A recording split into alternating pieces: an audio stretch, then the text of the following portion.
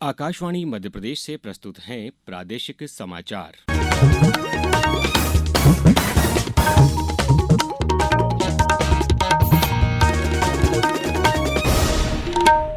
नमस्कार, समाचारों के साथ मैं अभिषेक कटियार। सबसे पहले इस बुलेटिन के मुख्य समाचार। बेटी बचाओ बेटी पढ़ाओ अभियान के 10 वर्ष पूरे। प्रधानमंत्री नरेंद्र मोदी ने कहा, लड़के लड़कियों के भेदभाव को दूर करने में मील का पत्थर बना यह अभियान। पुणे में आयोजित इंटरेक्टिव सेशन में मुख्यमंत्री डॉक्टर मोहन यादव ने निवेशकों को प्रदेश में निवेश के लिए किया आमंत्रित। झाबुआ कलेक्टर को मिला बेस्ट इलेक्टोरल प्रैक्टिस अवार्ड। 25 जनवरी को दिल्ली में किया जाएगा सम्मानित। और हवाओं का रुख बदलने से प्रदेश में चढ़ा पारा, 2 दिन बाद फिर बढ़ेगी सर्दी। प्रधानमंत्री नरेंद्र मोदी ने बेटी बचाओ बेटी पढ़ाओ अभियान के 10 वर्ष पूरे होने के अवसर पर कहा है कि इस अभियान से समाज के सभी वर्गों की भागीदारी रही है। उन्होंने कहा कि इस अभियान से स्त्री पुरुष के बीच का विभेद कम हुआ है तथा बालिकाओं की शिक्षा और करियर के लिए उचित वातावरण तैयार हुआ है। प्रधानमंत्री ने यह भी कहा कि इस अभियान से उन जिलों में भी लड़के लड़कियों के अनुपात में सुधार हुआ है जहां पारंपरिक रूप से इसमें काफी अंतर होता था। उन्होंने कहा कि इस अभियान से स्त्री पुरुष समानता की ओर लोगों का ध्यान आकर्षित हुआ है। श्री मोदी ने लोगों से बेटियों के अधिकारों को संरक्षण देने और उनकी शिक्षा को सुनिश्चित करने की अपील की ताकि बेटियां बिना किसी भेदभाव के प्रगति कर सकें। इस अवसर पर केंद्रीय महिला एवं बाल विकास मंत्री अन्नपूर्णा देवी ने कहा कि बेटी बचाओ बेटी पढ़ाओ अभियान सिर्फ एक नारा नहीं बल्कि समाज में जागरूकता लाने का संकल्प है। बेटी बचाओ बेटी पढ़ाओ अभियान के माध्यम से बेटियों को समाज में समानता, बेटियों को अधिकार, बेटियों की शिक्षा, सुरक्षा कैसे बरकरार रह सके, बेहतर मिल सके, इसके लिए ये एक अभियान है। और निश्चित रूप से इससे हमें बहुत सारे इस 10 वर्षों में बहुत फायदे भी हुए। आज हम देखते हैं कि किसी भी क्षेत्र में बेटियां कम नहीं हैं, हर जगह बेटियां आगे हैं और बेटों के बराबरी बेटियां भी हर एक क्षेत्र में काम कर रही हैं। इधर प्रदेश में बेटी बचाओ बेटी पढ़ाओ पहल के 10 वर्ष पूरे होने पर आज से 8 मार्च तक सभी जिलों में विभिन्न गतिविधियों और जागरूकता कार्यक्रमों का आयोजन किया जा रहा है। पहले सप्ताह में 181 एवं चाइल्ड हेल्पलाइन नंबर 1098, माहवारी स्वच्छता प्रबंधन और सैनिटरी पैड का वितरण जैसे कार्यक्रम हो रहे हैं। इंदौर से हमारे संवाददाता ने बताया है कि पहले दिन आज शहर में प्रभात फेरी, बाइक एवं साइकिल रैली का आयोजन किया गया। रैली में उपस्थित लोगों द्वारा हस्ताक्षर अभियान एवं बेटी बचाओ बेटी पढ़ाओ की शपथ ली गई। नीमच में भी जागरूकता रैली निकाली गई। 24 और 25 फरवरी को भोपाल में होने वाली ग्लोबल इन्वेस्टर समिट से पहले राज्य में निवेश की संभावनाओं को और अधिक प्रोत्साहित करने के लिए आज पुणे में इंटरेक्टिव सेशन का आयोजन किया गया, जिसमें मुख्यमंत्री डॉक्टर मोहन यादव ने उद्योग जगत के प्रमुख प्रतिनिधियों और निवेशकों के साथ सीधा संवाद कर राज्य में निवेश के लिए आमंत्रित किया। इस दौरान डॉक्टर यादव ने कहा कि प्रदेश सरकार अपने सभी विभागों के माध्यम से मध्य प्रदेश के औद्योगिकीकरण के लिए लगातार काम कर रही है। उन्होंने कहा कि अब तक मिले निवेश प्रस्तावों से 3 लाख से ज्यादा लोगों को रोजगार के अवसर मिल रहे हैं। गौरतलब है कि डॉक्टर यादव ने मध्य प्रदेश को निवेश अनुकूल नीतियों, उत्कृष्ट बुनियादी ढांचे और कुशल मानव संसाधन के माध्यम से निवेश का प्रमुख केंद्र बनाने का लक्ष्य रखा है। राज्य शासन की ओर से जारी आधिकारिक विज्ञप्ति में बताया गया कि अब तक राज्य को 4 लाख करोड़ से अधिक के निवेश प्रस्ताव प्राप्त हुए हैं। सरकार ने विपणन सत्र 2025-26 के लिए कच्चे पटसन के न्यूनतम समर्थन मूल्य एमएसपी को बढ़ाने का निर्णय लिया है।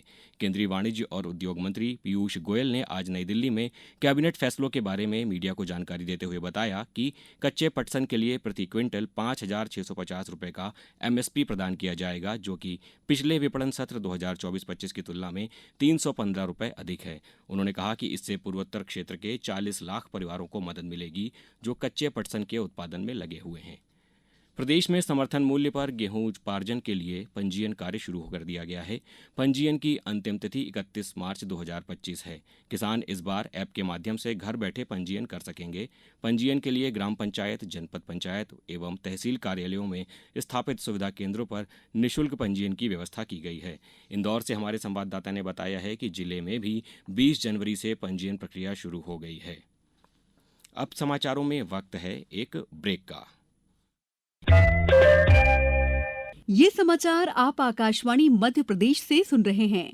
ये समाचार बुलेटिन YouTube पर Madhya Pradesh news All India Radio channel पर और फेसबुक के साथ ही एक्स प्लेटफॉर्म पर AIR न्यूज भोपाल पेज पर सुने जा सकते हैं। इसके अलावा आप हमारी वेबसाइट newsonair.gov.in पर या न्यूज ऑन एआईआर ऐप पर भी समाचार सुन सकते हैं।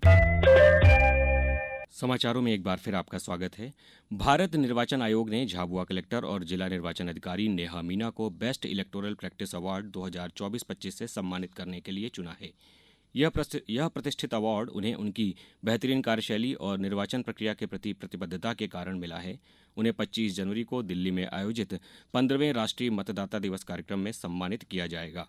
भारत निर्वाचन आयोग द्वारा दिया जाने वाला यह अवार्ड जनरल कैटेगरी में देश भर के केवल 9 कलेक्टर्स और 2 पुलिस अधीक्षक को दिया जाएगा।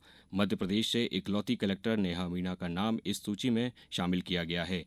निर्वाचन आयोग ने चुनावों के संचालन में आईटी पहल, सुरक्षा प्रबंधन, चुनाव प्रबंधन, सुलभ चुनाव, मतदाता सूची और मतदाता जागरूकता व पहुंच के क्षेत्र में उनके योगदान और उत्कृष्ट प्रदर्शन के लिए उन्हें इस पुरस्कार के लिए चुना है।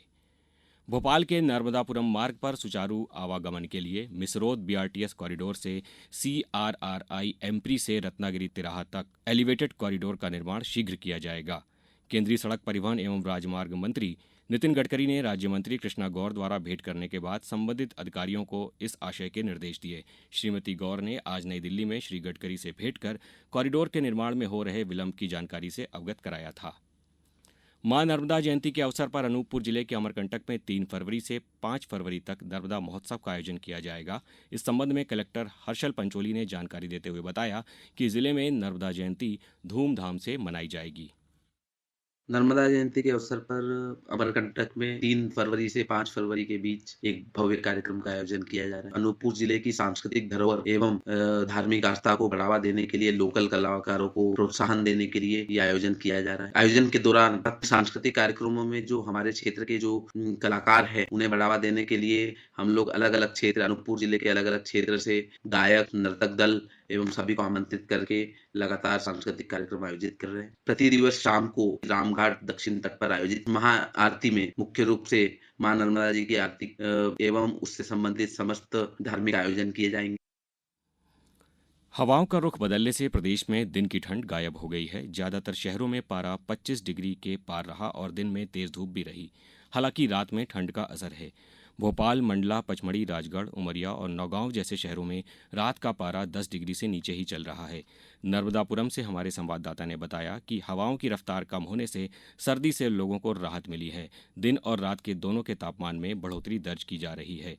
कल रात का तापमान 14 डिग्री दर्ज हुआ। जिले में अगले 2 दिनों तक मौसम ऐसा ही बना रहने की संभावना है। अब कुछ समाचार संक्षेप में। गुना में युवा संगम अंतर्गत आयोजित जिला स्तरीय रोजगार व स्वरोजगार कार्यक्रम में विभागों द्वारा 492 हितग्राहियों को 12 करोड़ 68 लाख का हितलाभ वितरण किया गया। देवास में जिला पंचायत के सभा कक्ष में साइबर अपराध एवं सुरक्षा विषय पर जिला स्तरीय कार्यशाला का आयोजन किया गया। सागर संभाग आयुक्त ने 10वीं और 12वीं की 2023-24 की वार्षिक परीक्षा में 30% से कम परीक्षा परिणाम वाले दमोह के 9 प्राचार्यों की एक वेतन वृद्धि रोकने के आदेश जारी किए हैं। रतलाम जिले के शहरी और ग्रामीण क्षेत्रों में टीबी मुक्त भारत अभियान के अंतर्गत 100 दिवसीय निःशुल्क निक्षय शिविर का आयोजन किया जा रहा है।